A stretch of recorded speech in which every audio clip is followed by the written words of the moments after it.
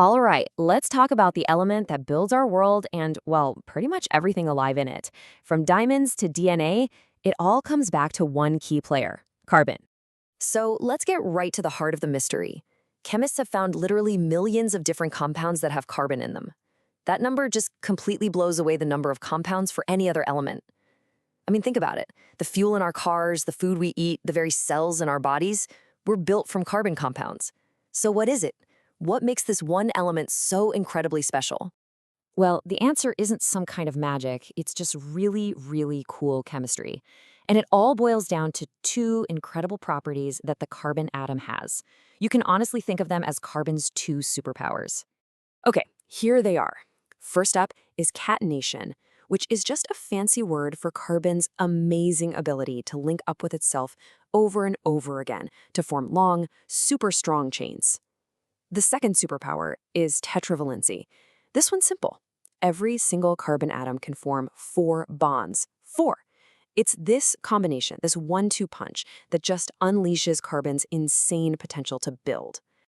So first, let's really dig into that first superpower, catenation.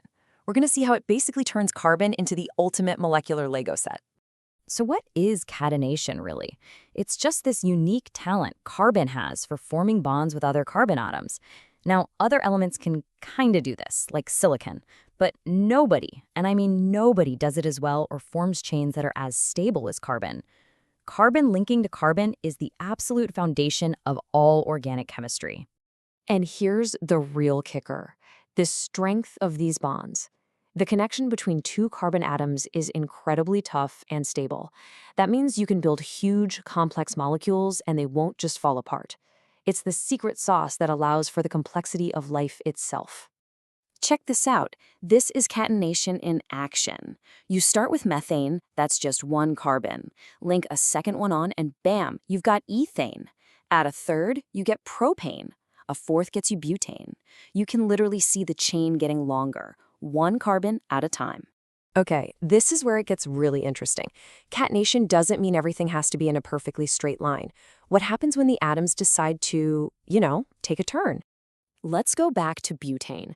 Its formula is C4H10. You can arrange those 4 carbon atoms in a straight line, no problem. Or you can arrange them in a branched structure. You're using the exact same number of atoms, same formula, but you end up with a totally different molecule with a different shape. These are called structural isomers, and they are a huge reason why so many carbon compounds can exist.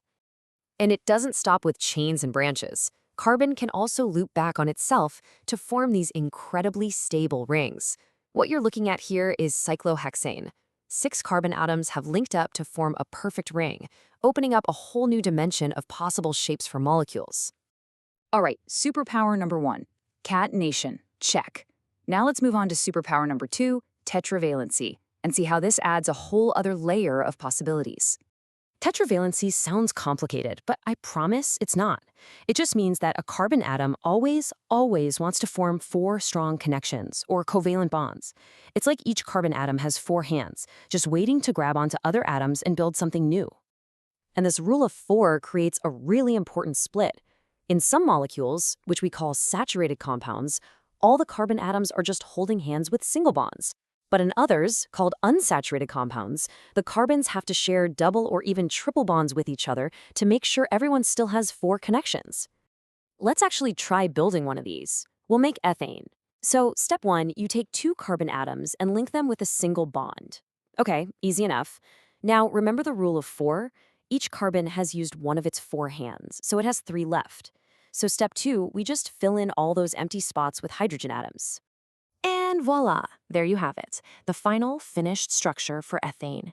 See how each carbon atom has exactly 4 bonds, and each hydrogen has 1? It's a perfect, stable molecule. Everyone's happy.